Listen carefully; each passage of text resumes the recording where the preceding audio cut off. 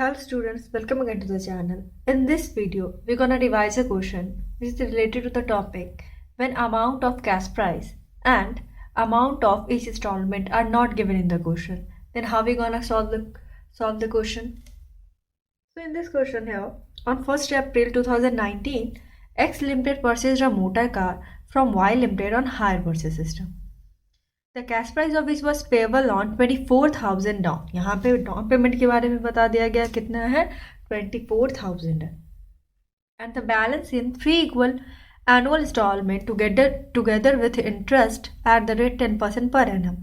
The amount of third installment including interest was 35,200. Depreciation was to be provided at 20% per annum on reducing balance method. यहाँ पे क्या है कि x limited ने purchase किया है मोटर कार वाई लिमिटेड से हायर परचेज सिस्टम में.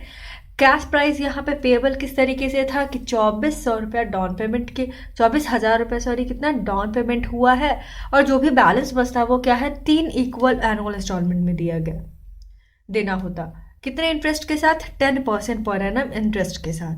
और थर्ड इंस्टॉलमेंट का अमाउंट आपको यहाँ पे गिवन है वो कितना है 35,200. यहाँ पे थर्ड इंस्टॉलमेंट है 3 इंस्टॉलमेंट में देना है. थर्ड पता है 2 बाकी इंस्टॉलमेंट हमें क्या कर नहीं पता है. यहाँ पे ना ही कैश प्राइस पता ना ही ये पता है कि हर एक साल कितना रुपया दिया जा रहा है अमाउंट ऑफ इंस्टॉलमेंट. डेप्रिसिएशन यहाँ पे बताया गया कि 20% पर एनम देना है रिड्यूसिंग बैलेंस मेथड से. At the end of 3 year of service the motor car was sold for 60,000. यहाँ पे क्या है कि जो मोटर कार है वो 3 साल यूज करने के बाद क्या होता है बेच दिया जाता है कितने में 60,000 में. Show the motor car account hire vendor account in the books of hire purchaser for 3 years. Hire purchaser के बुक्स ऑफ अकाउंट में भी हमें बनाना है. तो पहले भी हमने इस टाइप के क्वेश्चन को सॉल्व किया है इस चैनल पे, तो आप क्या करें कि उससे भी देख सकते हैं. और अभी तो ये वीडियो में रिवाइज के लिए बना ही रही हूँ. तो ठीक है, इसमें क्या है कि अगर इस टाइप का क्वेश्चन रहे जहाँ पे आपका कैश प्राइस नहीं दिया रहे और ना ही इंस्टॉलमेंट बताया रहे कि हर एक साल कितना देना है. 35 यहाँ पे जो 35,200 है वो क्या बताया कि लास्ट इंस्टॉलमेंट का अमाउंट बताया गया है. तो पहले साल के लिए सबके लिए हम लोग कैसे करेंगे, हमें तो कैश प्राइस चाहिए, उसमें से डाउन पेमेंट हटाना है, फिर अनपेड अमाउंट पे कैलकुलेट करेंगे इंटरेस्ट. तो ये सभी चीज़ को करने के लिए यहाँ पे क्या करना होगा, सबसे पहले तो आपको जानना होगा कि अमाउंट ऑफ इंस्टॉलमेंट कितना है हर एक साल. तभी हम लोग क्या करेंगे, जो फॉर्मूला था amount of instalment with interest plus down payment करके क्या करेंगे हम लोग पता कर लेंगे कि कैश प्राइस कितना है. तो ठीक है, यहाँ पे हम लोग कैश प्राइस इक्वल टू क्या कर लेते हैं 100 करते हैं. इंटरेस्ट कितना है 10% है तो इंटरेस्ट 10% है ही. फिर क्या है, जब इस टाइप के क्वेश्चन में जहाँ पे एक इंस्टॉलमेंट निकालना हो तो हम लोग टोटल इंस्टॉलमेंट को 100 से क्या नहीं 100 से नहीं डिवाइड करते, उसमें ये जो 10 अमाउंट है वो 100 के साथ क्या होता है प्लस हो जाता है. इसीलिए हमारा क्या हो जाएगा 110 रुपीज. ठीक है, उसके बाद क्या है, अब कैश प्राइस इंक्लूडेड इन 35,200. यहाँ पे क्या बताया गया कि शायद कैश प्राइस भी उसमें इंक्लूडेड हो क्योंकि इंस्टॉलमेंट क्या हो रहा है पे ऑफ हो रहा है. तो इंस्टॉलमेंट हर एक साल जानने के लिए हमें ये अप्लाई करना होगा कि जो लास्ट इंस्टॉलमेंट है उसे हम लोग क्या करेंगे 100 करेंगे. 100 डिवाइडेड बाई 110 करेंगे तो हमारा कितना आता है यहाँ कैलकुलेट होके 32,000 रुपीज़. ये जो 32,000 रुपीज़ है वो क्या है अमाउंट ऑफ इंस्टॉलमेंट है. राइट, अब तो ये तो कैलकुलेट हो गया. अमाउंट ऑफ इंस्टॉलमेंट आपको पता चल गया. आप इसी तरीके से प्रोवाइड करेंगे. इस क्वेश्चन को सॉल्व करने के लिए जो स्टेप है वो इसी तरह आपको फॉलो करना है. आपको क्या करना है, जो लास्ट इंस्टॉलमेंट है उसका अमाउंट से 100 डिवाइडेड 110 करेंगे तो जो अमाउंट निकलेगा वो क्या होगा अमाउंट ऑफ इंस्टॉलमेंट होगा. अब क्या आपको फॉर्म करना है कैश प्राइस. कैश प्राइस आपको कैसे करना है कैलकुलेट, तो अमाउंट ऑफ इंस्टॉलमेंट अगर मिल जाता है तो बिल्कुल सही रहता है कि amount of instalment with interest हम लोग कर लेंगे प्लस कितना डाउन पेमेंट. यहाँ पे कितना है amount of instalment per year हर एक साल के लिए हमने 32,000 किया और कितने में इंस्टॉलमेंट देना है आपको 3 इक्वल इंस्टॉलमेंट 3 सालों के लिए देना है. ठीक है, 3 सालों के लिए. तो क्या करेंगे, ये जो अमाउंट है इंस्टॉलमेंट उसमें हम लोग इंटू 3 करेंगे प्लस करेंगे जो डाउन पेमेंट होगा. डाउन पेमेंट कितना है 24,000 है. अगर आप 32,000 में इंटू 3 करें तो कितना टोटल निकल के आता है 96,000. इसमें प्लस कर दीजिए अब क्या आपका डाउन पेमेंट, तो जो टोटल अमाउंट होगा कैश प्राइस का वो हमारे पास आ जाएगा. तो टोटल यहाँ पे कैश प्राइस कितना होता है 1,20,000 रुपीज़. अब क्वेश्चन में आगे बढ़े जहाँ पे हमें क्या बनाना होगा कैलकुलेशन ऑफ इंटरेस्ट करना होगा और कैलकुलेशन ऑफ डेप्रिसिएशन. अब हमें पता चल गया कि हमारा कैश प्राइस क्या है तो अब इजीली इस क्वेश्चन को बनाने में कोई प्रॉब्लम नहीं होगा। तो जो हम लोग फॉर्म करते थे कैलकुलेशन ऑफ इंटरेस्ट करने में वही करेंगे। यहाँ पे आपको ध्यान रखना है कि क्वेश्चन में भी बोला गया है कि इंस्टॉलमेंट क्या है, इंस्टॉलमेंट के इंटरेस्ट है, interest with instalment with interest है। यहाँ पे क्या है कि इंटरेस्ट है जो कि इंक्लूड नहीं है हमारे पास। इंक्लूड क्या है, इंस्टॉलमेंट में इंटरेस्ट इंक्लूड नहीं है, क्योंकि हमने क्या किया है उसमें ये देखा है कि कैश प्राइस उसमें इंक्लूडेड है, कोई इंटरेस्ट का अमाउंट नहीं है। तो हम लोग क्या उसी टाइप से कैलकुलेशन ऑफ इंटरेस्ट करेंगे। तो चलिए यहाँ पे हम लोग उसी टाइप से कैलकुलेशन करते हैं। तो कितना हमारा आता है, पहले साल का बात आता है 1 अप्रैल 2019, जहाँ पे क्या हुआ है हमने कैश प्राइस यहाँ पे फाइंड आउट किया। तो वो कैश प्राइस से क्या होता था, डिडक्ट होता था, कोई पेमेंट होता था। तो पेमेंट कितना होता था, 24,000 पेमेंट हुआ है, तो माइनस कर लेंगे तो टोटल कितना आता है 96,000। अब ये अनपेड अमाउंट है। इसी पे आपको क्या करना होगा, सिंपली जैसे आप इंटरेस्ट करते थे वैसे ही करना है। 10% से करें 9600 आएगा। यहाँ पे हम लोग क्या मानते हैं कि इंटरेस्ट में इंस्टॉलमेंट में इंटरेस्ट इंक्लूड नहीं है। तो कितना हो जाएगा, 32,000 है वो एसेट के लिए हो जाएगा, उसमें प्लस कर लेंगे क्या 9600। तो पहले साल का यहाँ पे इंस्टॉलमेंट निकल के आता है कितना 41,600। अब क्या करते थे, अब हम कैश प्राइस के कॉलम में चलेंगे। तो फिर वहाँ क्या करना होगा, जो 32,000 है वो क्या हम लोग एसेट के लिए लेते हैं और बाकी फिर उसमें प्लस करके जो अमाउंट आता है उसे क्या पहला इंस्टॉलमेंट होता है कैलकुलेशन ऑफ इंटरेस्ट के टाइम में। तो यहाँ पे हम लोग डिडक्ट कर ले तो अगले साल का हमें पता चल जाए कि कितना पैसा है और उसी पे हम लोग इंटरेस्ट को क्या करेंगे कैलकुलेट। तो 64,000 अमाउंट जो आता है माइनस करने के बाद उस पर क्या करेंगे 10 डिवाइडेड बाई 100 करें। इंटरेस्ट के लिए दूसरे साल के लिए तो हमारा कितना आता है 6400 रुपीज़। अब ये जो 6400 है उसका आपको क्या करना है, इंस्टॉलमेंट के कॉलम में आपको प्लस करना होगा। तो 32,000 प्लस 6400 तो 38,400 सेकेंड इंस्टॉलमेंट का अमाउंट आता है। फिर ये जो अमाउंट है वो क्या है इंस्टॉलमेंट का है। तो हम लोग 32,000 को क्या करना होगा, फिर से कैश प्राइस के कॉलम से डिडक्ट कर लेंगे। तो क्या 64,000 से 32,000 डिडक्ट करें तो हमारा 32,000 ही आता है। अब इस 32,000 पे क्या करेंगे हम लोग 10% जो इंटरेस्ट अमाउंट है उससे हम लोग क्या कर लेंगे, इंटरेस्ट को कैलकुलेट कर लेंगे। तो हमारा यहाँ पे आता है 3200। अब आपको इंस्टॉलमेंट के कॉलम में क्या करना है, ये जो 32,000 है उसमें आप इसे प्लस कर लें। फिर क्या आएगा 35,200 थर्ड इंस्टॉलमेंट का अमाउंट आ जाएगा। फिर क्या है अमाउंट को डिडक्ट करें तो यहाँ पे कैश प्राइस नील होता है। दैट मीन्स कि पेमेंट कैश प्राइस का पूरी तरीके से होता है और जो एसेट है वो क्या है फाइनली परचेजर के पास चला जाता है और उसे ओनर से मिल जाती है। ये था हमारा कैलकुलेशन ऑफ इंटरेस्ट, सिंपल सा। अब आपको क्या करना है, आपको फॉलो करना है क्वेश्चन को। तो कैलकुलेशन ऑफ डिप्रिसिएशन आपको करना है, उसमें कितना है 20% अप्लाई करना है, कितने के लिए रिड्यूसिंग मेथड से। तो कैश प्राइस तो अच्छे से पता है कि 1,20,000 हमने यहाँ पे कंप्यूट किया।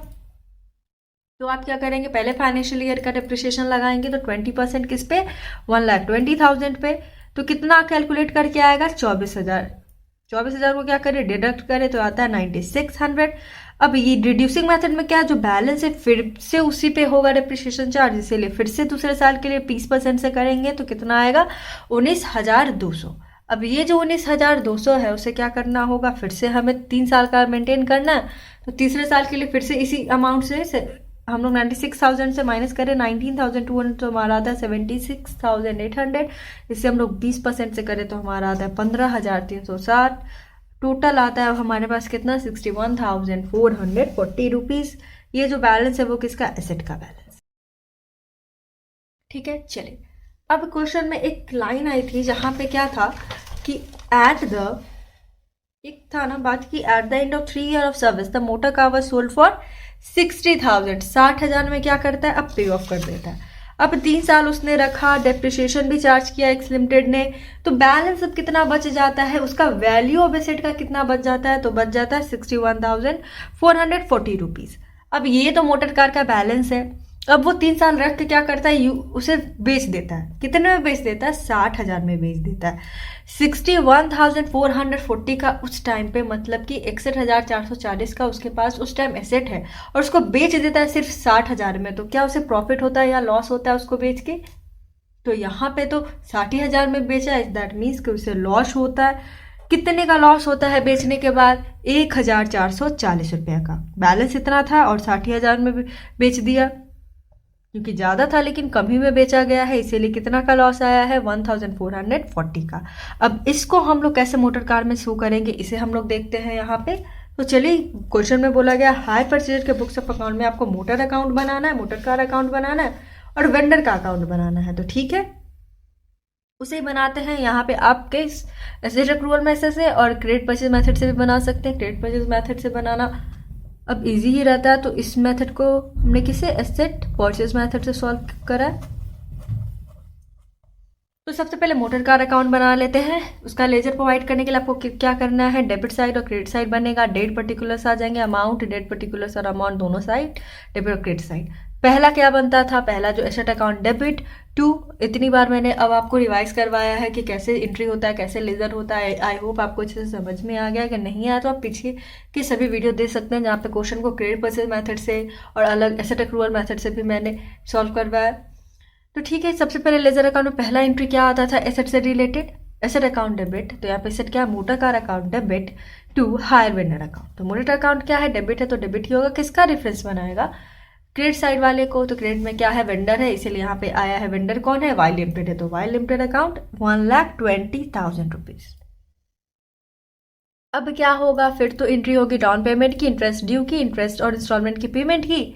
फिर क्या, डेप्रिसिएशन की। तो depreciation account debit to asset account होगा, राइट। तो डेप्रिसिएशन कितने का हुआ है, 24,000 का हुआ है। हमें पता है, हमने पहले साल के लिए डेप्रिसिएशन किया कैलकुलेट यहाँ पे। तो देखिए कितना है, 24,000 है। दूसरे साल का कितना डेप्रिसिएशन है, 19,200 है। और तीसरे साल के लिए कितना है, 15,360 रुपीज। तो ठीक है, 24,000 यहाँ देखिए हमारा डेबिट ज़्यादा है, 1,20,000 है, यहाँ पे सिर्फ 24,000 है। तो डिडक्ट करें तो बैलेंस शीट कितना आएगा, 96,000। यहाँ पे पहले साल का 1,20,000 से कंप्लीट हुआ। अब हम लोग चलते हैं क्या, दूसरे फाइनेंशियल ईयर के लिए। तो वो क्या होगा, 1 अप्रैल 2020 से 21 तक का। तो ये जो CD है उसे क्या करना होगा, ब्रॉड डाउन करना होगा। तो क्या करेंगे, टू बैलेंस BD 96,000 रुपीज़। फिर क्या है, दूसरे साल में क्या क्या एंट्री होती थी, तो दूसरे में होती थी इंटरेस्ट ड्यू की, इंस्टॉलमेंट प्लस इंटरेस्ट की पेमेंट की, फिर डेप्रिसिएशन की। जहाँ पे एसेट की बात है तो depreciation account debit to motor car account होगा। मोटर अकाउंट क्या, क्रेडिट है तो क्रेडिट ही होगा। रेफरेंस किसको बना के लिखेगा, डेबिट को, इसीलिए यहाँ पे क्या आएगा, बाय डेप्रिसिएशन अकाउंट। दूसरे साल के लिए कितना, 19,200। यहाँ देखें तो आपका डेबिट साइड 96,000 है, यहाँ पे सिर्फ 19,200 है। तो कितने से कम है, तो कम को हम लोग क्या करते हैं, बाय बैलेंस CD लिखते हैं, 76,800। अब इस अमाउंट को क्या करना होगा, हमें ट्रांसफर करना होगा अगले साल के लिए। तो क्या हो जाएगा, टू बैलेंस BD 76,800 रुपीज। अब क्या एंट्री होगी, तीसरे साल में इंटरेस्ट के ड्यू की, पेमेंट की, और फिर एसेट की बात कहाँ सिर्फ आती है, डेप्रिसिएशन में, इसीलिए depreciation account debit to asset account होता है। तीसरे साल के लिए आपने कितना चार्ज किया, 15,360 रुपये, जो हमने कैलकुलेशन और डेप्रिसिएशन से किया। अब यहाँ देखिए हमारा डेबिट ज़्यादा है, क्रेडिट कम है। कितने से कम है, 61,440 रुपीज़ से कम है। तो ये थर्ड ईयर हो गया कंप्लीट। अब बात आती है कि थर्ड ईयर को रखने के बाद, 3 सालों तक यूज़ करने के बाद, सर्विस में रखने के बाद मोटर कार को जो ए लिमिटेड है वो क्या करता है, उसको बेच देता है उसको एक्स लिमिटेड। इसीलिए हम लोग क्या करेंगे, यहाँ पे जो कैलकुलेशन हुआ था 61,440, ये बैलेंस बच रहा है। बैलेंस कितना बच रहा है, बैलेंस 61,440 है। बेचा गया है 60,000 में, हमने कितना बताया, 1,440 रुपया बचा है। तो अब इसकी एंट्री कैसे करेंगे, मोटर कार के अकाउंट में, क्योंकि बेचने वाला कौन है, परचेजर है। क्या बेच रहा है, तो मोटर कार बेच रहा है। सबसे पहले क्या बेचेगा कोई भी चीज, तो क्या कैश में बेचा है तो उसके पास क्या आएगा, उतना पैसा तो आएगा ही आएगा। तो उसकी एंट्री क्या होगी, उसकी एंट्री होगी कैश अकाउंट डेबिट, पैसा आ रहा है इसलिए cash account debit to motor car account. कहां से, क्या करने में, सेल ऑफ मोटर कार से।